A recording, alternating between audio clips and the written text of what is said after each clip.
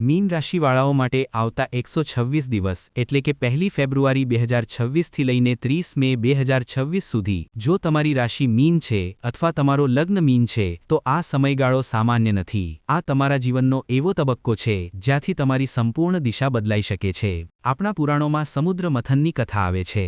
એક જ્યોતિષીની દૃષ્ટિએ આ ઘટનાને જોવો। જ્યારે વિષ નીકળ્યું ત્યારે શિવે રાહ નથી જોઈ। તેમને જાણ હતું કે આ જગતનો અંત કરી શકે છે, મૃત્યુ નિશ્ચિત હતી। છતાં પણ શિવની અંદર એ ત્યાગ, એ જુનૂન હતું કે પરિણામ જેવું પણ હોય, મને મારું કર્તવ્ય નિભાવવું જ છે। અને અંત શું થયું? વિષને કંઠમાં ધારણ કર્યા પછી પણ શિવ નીલકંઠ બની ગયા। 25 જાન્યુઆરીથી એ જ રાહુ તમારા 12મા ભાવમાં એટલે કે વ્યય, મોક્ષ અને વિદેશના ઘરમાં ગોચર કરી રહ્યો છે। આ તમારી કુંડળીનું પોતાનું સમુદ્ર મથન છે। સમાજમાં મોટાભાગના લોકો તમને 12મા ઘરના નામે ભયભીત કરશે। તેઓ કહેશે કે આ હાનિનો સમય છે, પરંતુ હું અહીં તમને ડરાવવા નથી આવ્યો, પરંતુ એક અચૂક રણનીતિ આપવા આવ્યો છું। જ્યોતિષ કોઈ જાદુટોણો નથી, આ શુદ્ધ ગણિત અને વિજ્ઞાન છે। અને આ ગણિત કહી રહ્યું છે કે આ 4 મહિનામાં સફળતાનું એવું એક દ્વાર ખુલવા જઈ રહ્યું છે જે કદાચ આવતા 18 વર્ષ સુધી ફરી નહીં ખુલશે। મિત્રો, હું આચાર્ય તેજસ શર્મા આપ સૌનું અમારા YouTube ચેનલ રાશિચક્રમાં સ્વાગત કરું છું। જો તમને અમારી વિડીયો પસંદ આવે તો વિડીયોને લાઇક કરો અને ચેનલને સબસ્ક્રાઇબ જરૂર કરો। આથી અમને આવી વિડીયો બનાવવાની પ્રેરણા મળે છે। આ ચર્ચામાં આપણે હવાઈ વાતો નહીં કરીએ, આપણે તે 3 તાર્કિક કારણોને સમજશું કે કેવી રીતે તમે આ ઉથલપાથલને તમારી સૌથી મોટી જીતમાં બદલી શકો।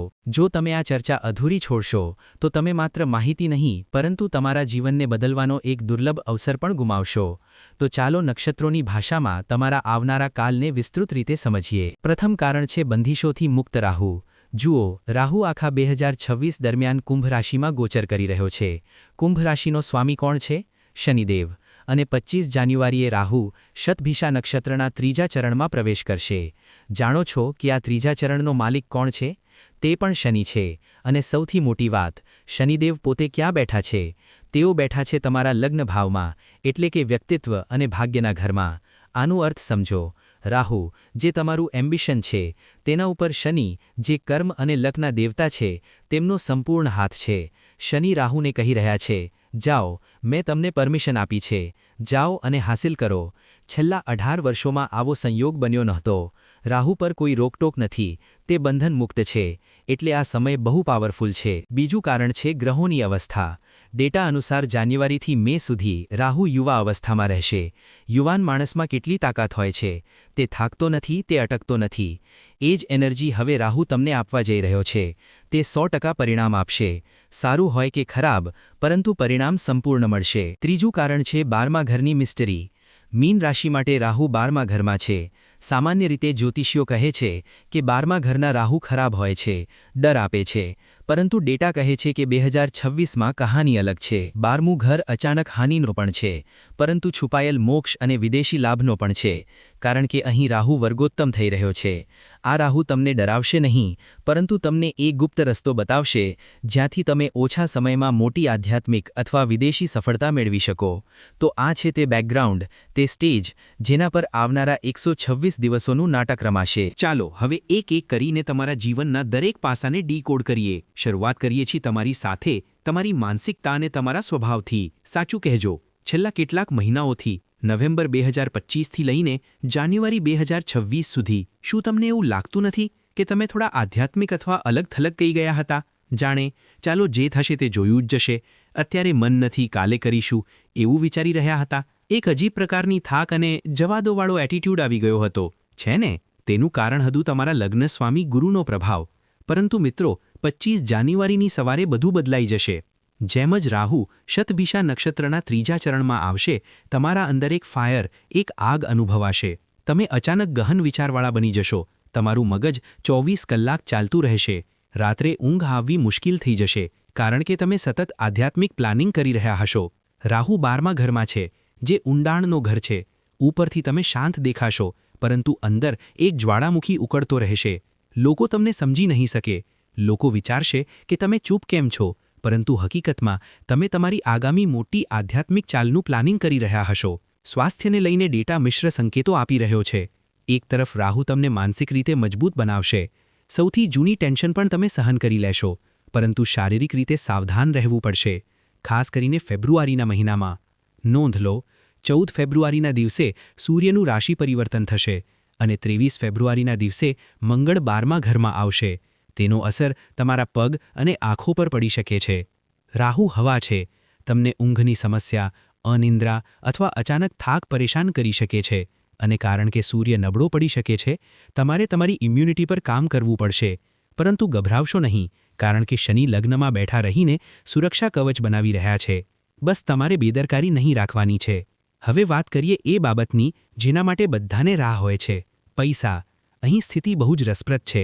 એક તરફ રાહુ છે, બીજી તરફ કેતુ છે. તમારા છઠ્ઠા ઘરમાં કેતુ બિરાજમાન છે અને 12મા ઘરથી રાહુ તે છઠ્ઠા ઘરને પોતાની 7મી દૃષ્ટિથી જોઈ રહ્યા છે. આ એક રસ્સાકસ્સી છે. રાહુ કહે છે, મને વ્યય જોઈએ, અત્યારે જોઈએ અને ઘણો બધો જોઈએ. કેતુ કહે છે, મને મોહમાયા નથી જોઈએ, હું સંતોષમાં છું. તેનું પરિણામ શું આવશે? ડેટા કહે છે કે 25 જાન્યુઆરીથી 30 મે વચ્ચે તમારા ખર્ચ અચાનક વધવાના યોગ છે, પરંતુ સાથે સાથે વિદેશી ધન આવવાના પણ યોગ છે. આ પૈસા ક્યાંથી આવશે? કોઈ જૂનું ઇન્વેસ્ટમેન્ટ જે તમે ભૂલી ગયા હતા, કોઈ વિદેશી જાયદાદનો મુદ્દો સોલ્વ થઈ શકે છે, અથવા જો કોઈ પૈસા સરકાર કે ઇન્સ્યોરન્સ કંપની પાસે અટકેલા હતા તો તે રિલીઝ થઈ શકે છે. જે લોકો ફોરેન ટ્રેડિંગ અથવા આધ્યાત્મિક રોકાણમાં રિસ્ક લે છે તેમને રાહુ મોટો નફો આપી શકે છે. પરંતુ મિત્રો, સિક્કાનો બીજો પાસો પણ છે. કેતુ છઠ્ઠા ઘરમાં છે. કેતુ છિદ્ર છે. જેટલી ઝડપથી પૈસા આવશે એટલી જ ઝડપથી તે ધુમાડાની જેમ ઉડી પણ શકે છે. કેમ? કારણ કે ગુરુ તમારા ચોથા ઘરમાં બેઠા છે.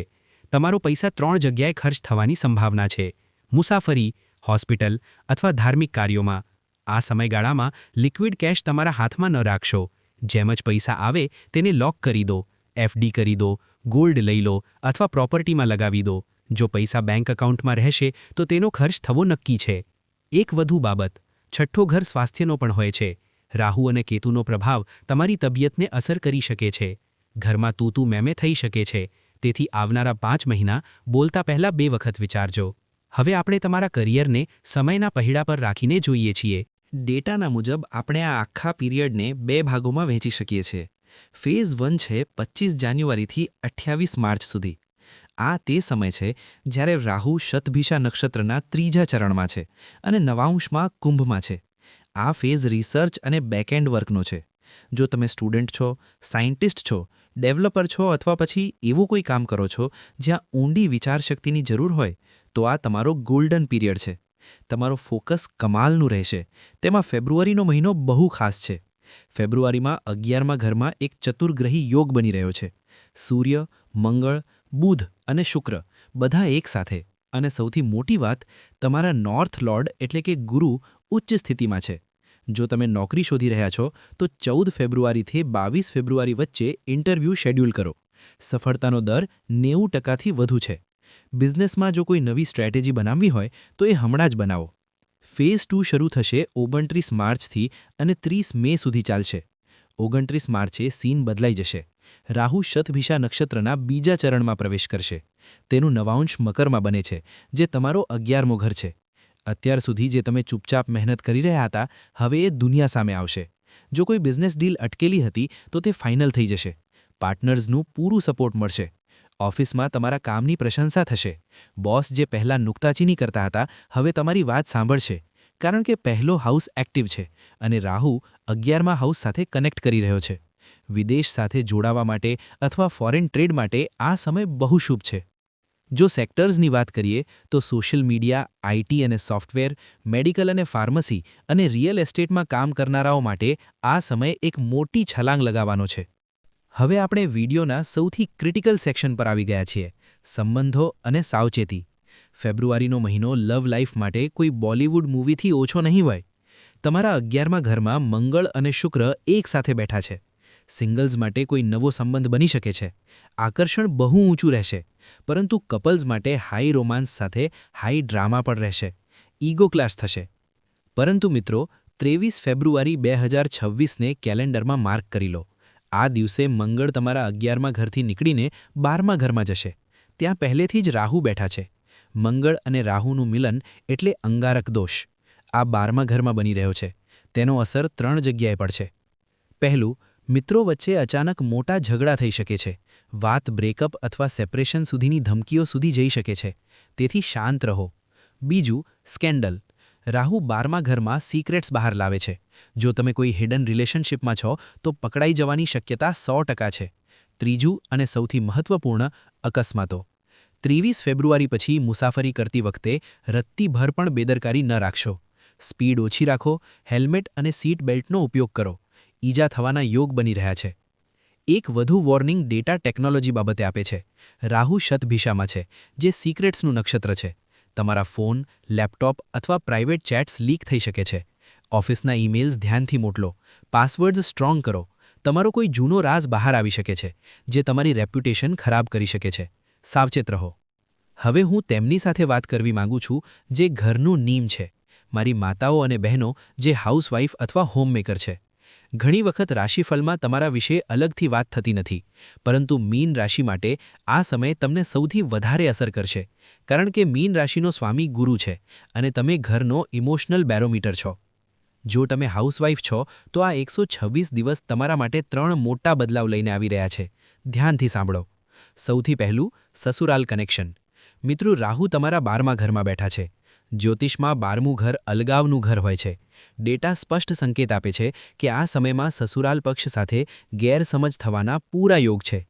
રાહુ ધુમાડો છે. શક્ય છે કે તમારી સાસુ અથવા નણંદ સાથે કોઈ વાત બગડી જાય. તમે કંઈક સારું કરવા જશો, પરંતુ તેનો અર્થ ખોટો કાઢવામાં આવશે. આ સમયમાં સ્પષ્ટીકરણ આપવામાં તમારી ઊર્જા વેડફશો નહીં. શાંત રહો. આ રાહુનો ભ્રમ છે, જે મે પછી આપોઆપ દૂર થઈ જશે. બીજી વાત, કિચન સેફટી. આ પોઈન્ટ હું પહેલાં પણ ટચ કરી ચૂક્યો છું, પરંતુ તમારા માટે આ લાઈફ સેવિંગ એડવાઇસ છે. ખાસ કરીને 23 ફેબ્રુઆરી પછી, જ્યારે મંગળ 12મા ઘરમાં આવશે. મંગળ આગ છે અને રાહુ ગેસ છે. તમારો વધારે સમય રસોડામાં પસાર થાય છે. ગેસ સિલિન્ડર ચેક કરો. ગરમ તેલ અથવા છરી વાપરતી વખતે ધ્યાન ભટકવા ન દો. ડેટા કહે છે કે બળવાની અથવા કપાઈ જવાની શક્યતા વધારે છે. જલ્દબાજી બિલકુલ ન કરો. પરંતુ મિત્રો, બધું નેગેટિવ નથી. રાહુ તમને એક બહુ મોટી શક્તિ પણ આપી રહ્યો છે. 12મું ઘર છુપાયેલી વસ્તુઓનું ઘર છે.